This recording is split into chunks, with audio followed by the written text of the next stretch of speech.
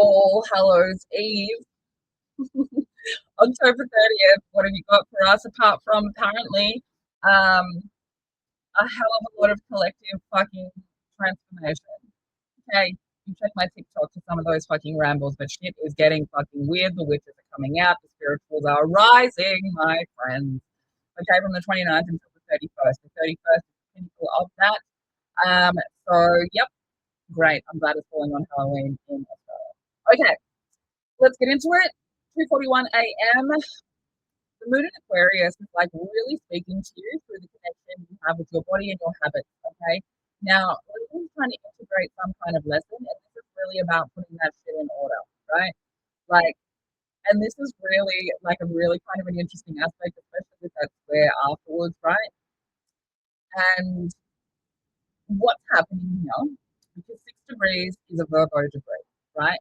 So, where where is your body telling you that a habit needs to be changed that you don't want to change because it's kind of embarrassing that you even need to change it?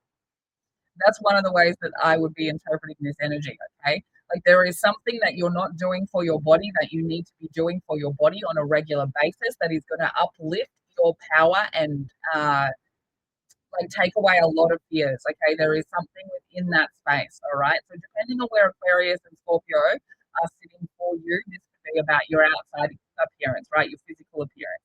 This could be about your outfit. This could be about your hair. This could be about if you've got Aquarius or Scorpio sitting in your 10th house, it could be about how you see yourself at work.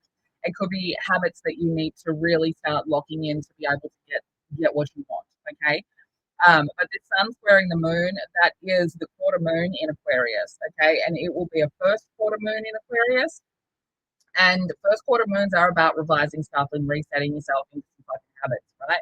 So be doing that because it's biquintile to Chiron now that Mercury is at 0 degrees of Sagittarius. And this is going to come up during the retrograde as well. Something needs to shift, right? You've got a mentality, you've got a habit, you've got some kind of habitual thing that you do that you think is like fact, you think is a blueprint, and it is not. It is not. It is no longer.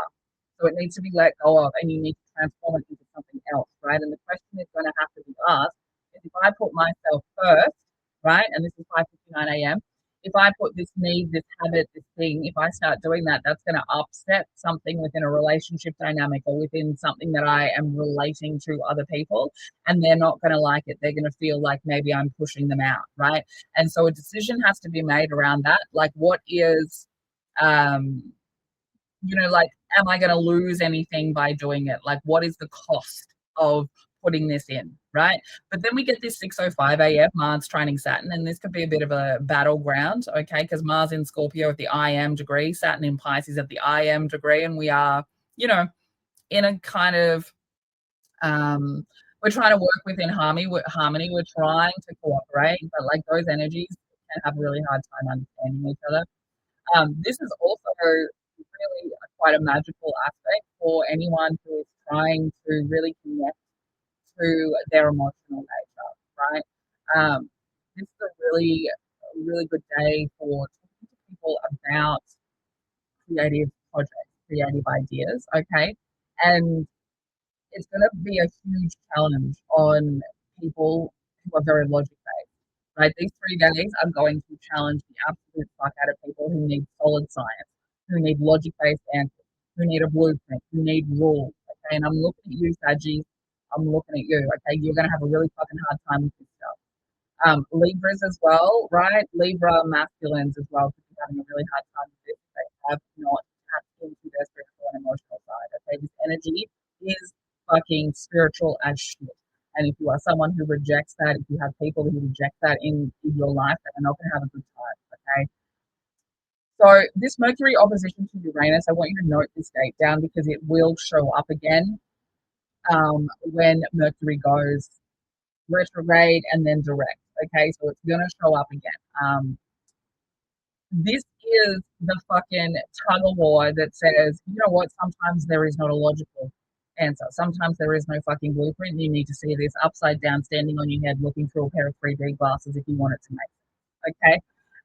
And so then we get 11:37 a.m. Like, this is all happened in the fucking morning, mind you. This aspect is going to be fuzzy, right? It's going to have something to do with where you need to kind of set a long term goal, right? And it's like you can't quite see how that long term goal needs to be set, right? We're in this like weird, I normally do things like this, but we're not doing that anymore. Okay. So there is this kind of challenging aspect that like you need to let go of some kind of outworn situation. It could have to do with work because 10 degrees is Capricorn degrees, 10th house, right?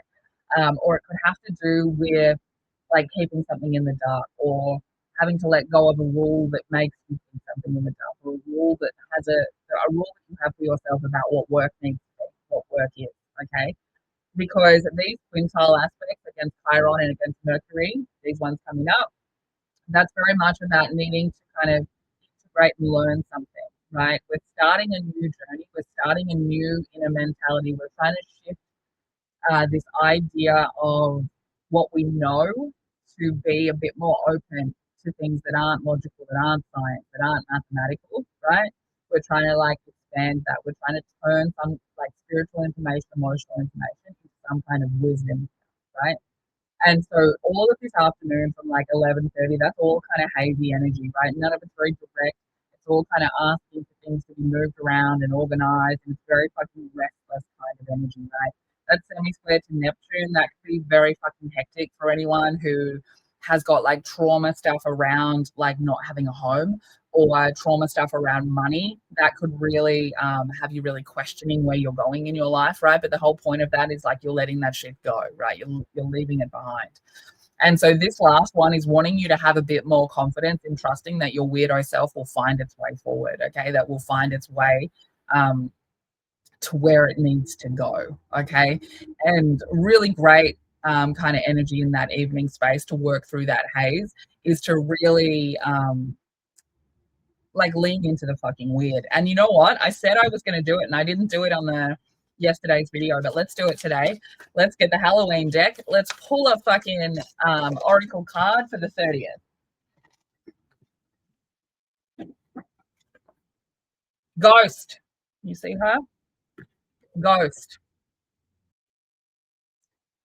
Like smoke rising from the ashes, a mist from the sea. The dead they are watching. They have come to haunt. And I mean, that's pretty fucking accurate for this energy. Okay. Like some of this Neptune at 29 degrees will absolutely feel like ghosts are haunting you. Okay. Um, Jesus Christ, let me read some of this out to you. Ghosts can be in the form of humans, animals, occasionally inanimate objects. A belief in spirits and ghosts is extremely widespread across time. Ghosts can be both people that we have known, ancestors, for example, who visit to assist us, or presences that are bound to a particular place. It is said that the spirits that cannot let go of this world have a reason for this. Sometimes it is to warn the living, to guide them, but generally it is because they have unfinished business. They have regrets that they wish to resolve. Should the ghost come gliding into your life, it may indicate that you have some regrets to let go of. Holding grudges or regrets is burdensome work and it weighs us down. Take actions to free yourself of these burdens. Exactly. Exactly what I was saying. So thank you for backing that up, cards, right? This is truly about letting things stay in the past that don't belong to this new version of you. And this transition, 29th to the 31st of October, is changing the way the collective thinks. It is taking us over the top of the hill of fucking collective change. So we've been climbing that fucking hill. We are going to hit that pinnacle point on the 31st. I think it's around 10 a.m. Melbourne time, and the change will roll in.